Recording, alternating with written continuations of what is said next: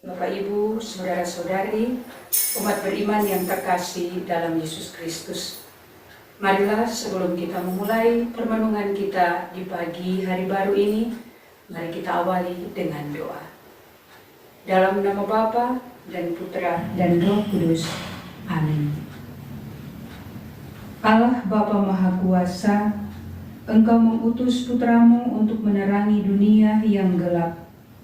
Semoga perayaan kelahirannya menjadikan kami terang bagi sesama.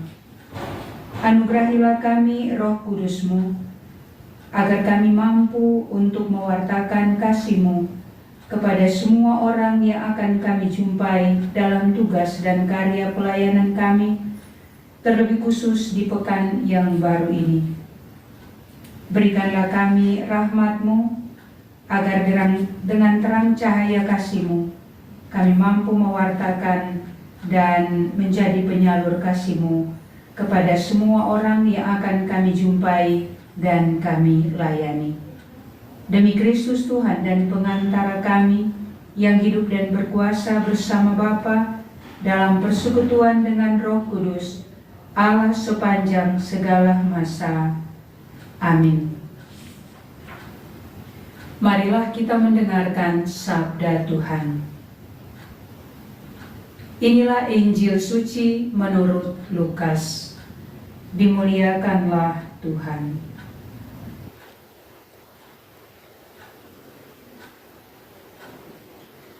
Ketika genap waktu pentahiran menurut hukum Taurat, Maria dan Yusuf membawa kanak-kanak Yesus ke Yerusalem untuk menyerahkan dia kepada Tuhan, seperti ada tertulis dalam hukum Tuhan. Semua anak laki-laki sulung harus dikuduskan bagi Allah.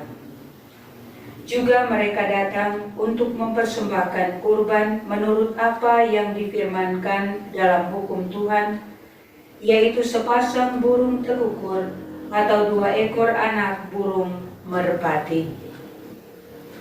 Adalah di Yerusalem seorang bernama Simeon. Ia seorang yang benar dan saleh hidupnya, yang menantikan penghiburan bagi Israel. Roh Kudus ada di atasnya, dan kepadanya telah dinyatakan oleh Roh Kudus bahwa ia tidak akan mati sebelum melihat Mesias, yaitu Dia yang diurapi Tuhan. Atas dorongan Roh Kudus, Simeon datang ke bait Allah. Ketika kanak-kanak Yesus dibawa masuk oleh orang tuanya untuk melakukan apa yang ditentukan hukum Taurat, Simeon menyambut anak itu dan menatangnya sambil memuji Allah, katanya, "Sekarang Tuhan, biarkanlah hamba-Mu ini pergi dalam damai sejahtera sesuai dengan firman-Mu. Sebab mataku telah melihat keselamatan yang datang daripada-Mu, yang telah Engkau sediakan di hadapan segala bangsa, yaitu terang yang menjadi pernyataan bagi bangsa-bangsa lain dan menjadi kemuliaan bagi umat-Mu Israel." Yusuf dan Maria amat heran akan segala sesuatu yang dikatakan tentang anak itu. Lalu Simeon memberkati mereka dan berkata kepada Maria, ibu anak itu, "Sesungguhnya anak ini ditentukan untuk menjatuhkan atau membangkitkan banyak orang di Israel, dan untuk menjadi suatu tanda yang menimbulkan perbantahan, dan suatu pedang akan menembus jiwamu sendiri, supaya menjadi nyata pikiran hati banyak orang." Demikianlah sabda Tuhan. Terpujilah Kristus. Saudara-saudari seiman dalam Yesus Kristus, tuntutan hidup taat menjadi ungkapan janji suci dari setiap religius yang mengikrarkan kaul. Ketaatan ini menjadi nasihat Injil yang harus dijalani, yang harus ditaati, dan perlu untuk dipatuhi. Di samping itu, hidup membiara juga mengikrarkan kaul kemiskinan dan kaul kemurnian. Dan yang menjadi ungkapan inti dari bacaan hari ini adalah hal ketaatan. Dalam perikop Injil yang kita baru dengarkan bersama, bagaimana Yesus dipersembahkan kepada Allah. Terungkap sikap taat ini ketika tiba waktu pentahiran.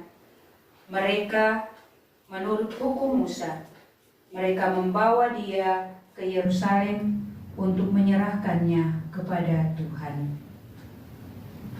Apa yang ditunjukkan oleh Maria dan Yosef dalam peristiwa iman ini adalah sikap taat melaksanakan hukum Allah. Maria dan Yosef tentu saja sudah sangat bersukacita atas kelahiran Yesus, tetapi mereka tidak berhenti dalam sukacita itu saja. Sukacita iman ini justru menggerakkan mereka untuk membangun sikap yang sepantasnya sebagai orang yang terpilih dan yang terberkati. Sikap itu adalah sikap taat. Biarpun Yesus adalah yang kudus dari Allah, Maria dan Yosef tetap memperlihatkan ketaatan mereka pada hukum, yaitu menyerahkannya kepada Tuhan. Status istimewa Yesus dan Maria serta Yosef di hadapan Allah dan manusia tidak mengurangi sikap taat mereka kepada Allah. Mereka memberikan teladan betapa pentingnya membangun hidup dengan sikap taat seperti yang diteladankan oleh Allah sendiri. Saudara-saudari seiman dalam Yesus Kristus, sikap taat berikut ditunjukkan oleh Simeon. Ia datang ke bait Allah oleh Roh Kudus.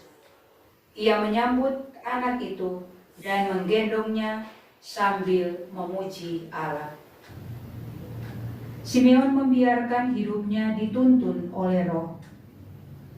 Maka pada hari itu, pada waktu Roh menuntunnya untuk datang ke bait Allah, Simeon langsung datang, dan ternyata tuntunan Roh memang membawa dia untuk menyaksikan sesuatu yang sangat istimewa, yaitu jawaban terhadap penantian sepanjang hidupnya.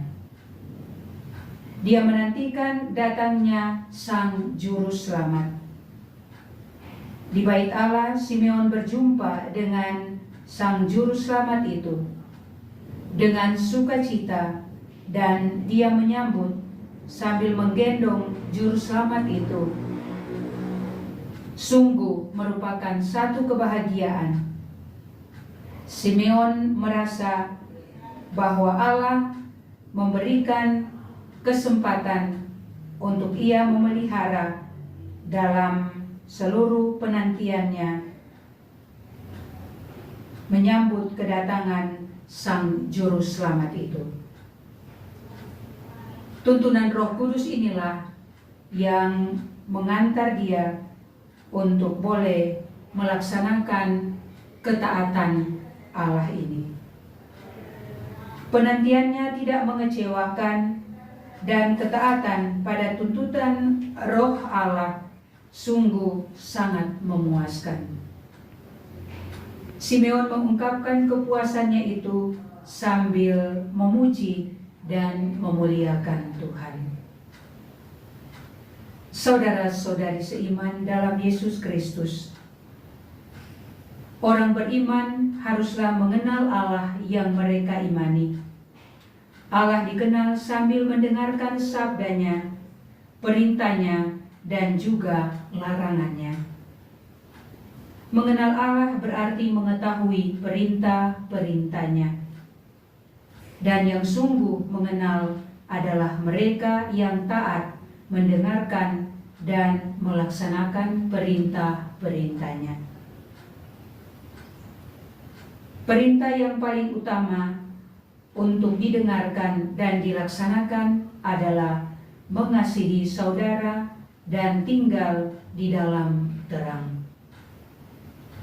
Allah selalu menerangi kita untuk tetap taat dalam melaksanakan perintah dan saling mengasihi satu terhadap yang lain. Semoga kita mampu melaksanakan tugas karya pelayanan kita dengan selalu bersikap taat kepada Allah lewat sabda dan ajaran kasih-Nya. Semoga demikian. Amin. Marilah kita berdoa. Allah Bapa sumber cahaya ilahi, cahaya telah Kau sinarkan kepada para bangsa dalam diri Yesus Putramu, yang kehadirannya telah kami nikmati dalam sabda dan ajaran kasih-Mu dan dalam perjamuan suci Ekaristi. Semoga kami pun dapat menjadi cahaya yang menerangi sesama kami untuk menemukan jalan menuju hidup abadi. Dengan pengantaraan Kristus, Tuhan dan Juru Selamat kami, yang hidup kini dan sepanjang segala masa. Amin. Dalam nama Bapa dan Putra dan Roh Kudus. Amin.